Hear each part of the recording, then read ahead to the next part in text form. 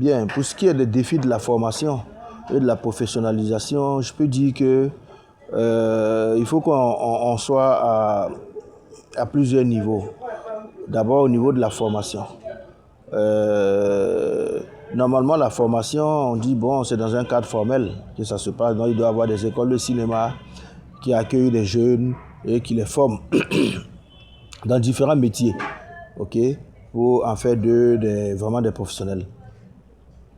Mais après, vous avez d'autres cadres de formation qui sont non formels, ok, tels que les ateliers qu'on fait pendant les festivals, par exemple, ou tels que les labs qu'on va organiser en dehors des festivals pour renforcer les capacités des jeunes qui peuvent être des aspirants ou bien qui peuvent être aussi des professionnels, mais qui veulent renforcer leurs capacités ou approfondir leurs capacités. Vous savez que le cinéma, c'est quelque chose qui est très dynamique et qui évolue.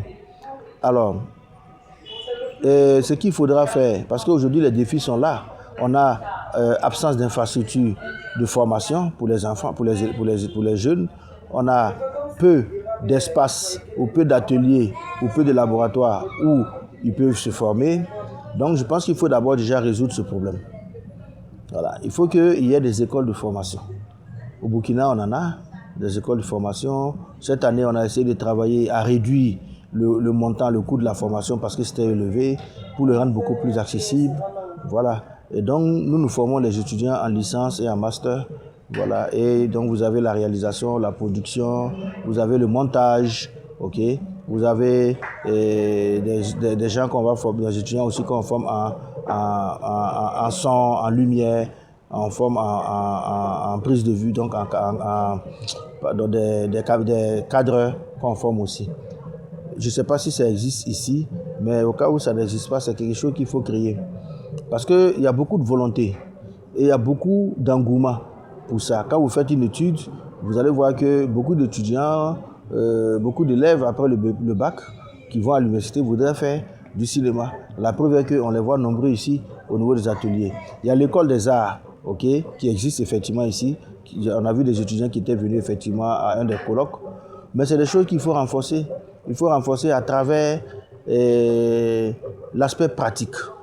L'aspect pratique. Nous, on a dit qu'un étudiant ne finit pas son année sans faire un stage pratique pendant sa formation. Et de plus en plus, les enseignants font les cours théoriques, mais les praticiens sur le terrain vont faire les cours théoriques pour les enfants. Lorsque vous allez enseigner aux enfants qui sont en production, qu'il leur faut assurer, prendre des polices d'assurance pour toutes leurs activités, oui, mais après quand ils viennent à notre niveau, on va leur dire pourquoi est-ce qu'il faut assurer votre plateau de production par exemple. Et pourquoi est-ce qu'au-delà du plateau de production, vous pouvez même assurer votre boîte de production. Donc, il y a aussi des aspects pratiques qui se font. Donc, c'est de faire en sorte que les élèves qui sont en production, par exemple, ou bien qui sont dans quel que soit le métier, qu'au cours de l'année, ils aillent de manière pratique, par exemple, sur des plateaux de tournage. Ok, en immersion. On peut les mettre en immersion sur des plateaux de tournage. Par exemple, actuellement, il y a les étudiants en cours, ils ne sont pas en vacances. Donc, l'université, par exemple, des arts, aurait pu travailler à mettre des étudiants en immersion dans le festival Yara Film, à différents niveaux. Ça pourrait être des étudiants qui sont là au niveau de la programmation, d'autres qui sont là pour la présentation des films, parce que dans la présentation des films, il est obligé d'aller chercher des connaissances sur le réalisateur, sur la production, sur le film lui-même. Voilà. Et tout ça, ça va venir enrichir son background, parce qu'il a une vocation de cinéaste. Donc, tout ça, c'est des cas d'immersion.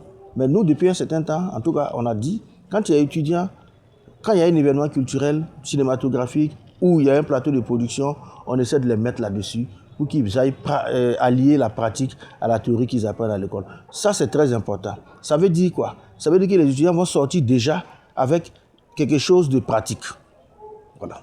Parce qu'on a constaté que nos enseignements sont trop théoriques. Quand les étudiants sortent, oui, ils vont te donner les lois du cinéma, ils vont te donner les grandes théories, mais fabriquer un film concrètement, il ne peut pas le faire. Ok?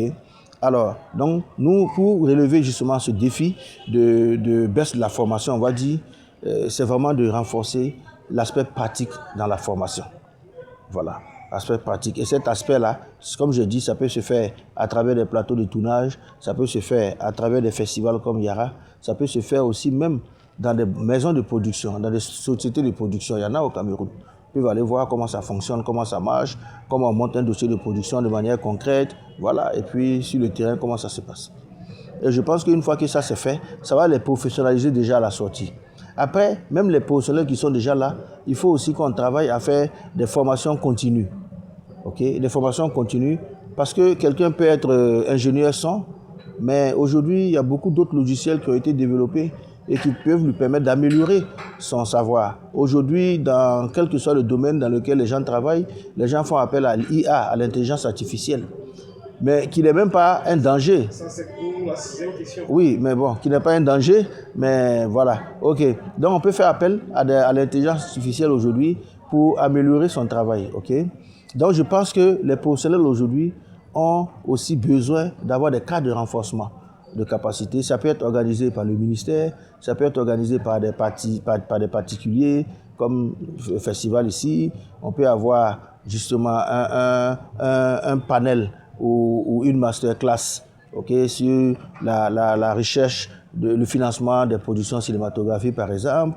Et voilà, où c'est concret, on donne des pistes de financement, hein. On donne aussi des guichets avec des conditions tout et tout, donc un certain nombre d'informations qu'on pourrait partager avec donc les professionnels pour qu'ils aillent chercher de quoi venir finaliser leur projet. Donc le défi il est là, pratique, enseignement, pratique.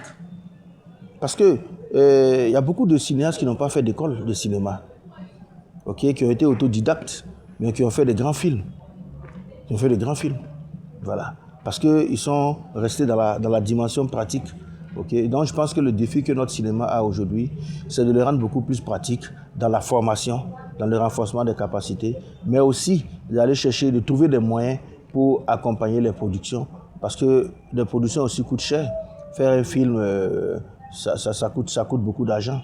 Donc alors que l'État lui seul ne peut pas, il faut aller chercher de l'argent. C'est pourquoi j'appelle encore les coproductions. Hein, je privilégie encore les coproductions qui peuvent non seulement permettre de financer, cofinancer les productions, mais qui sont en même temps des ouvertures de marché pour les films qui vont être faits. Voilà.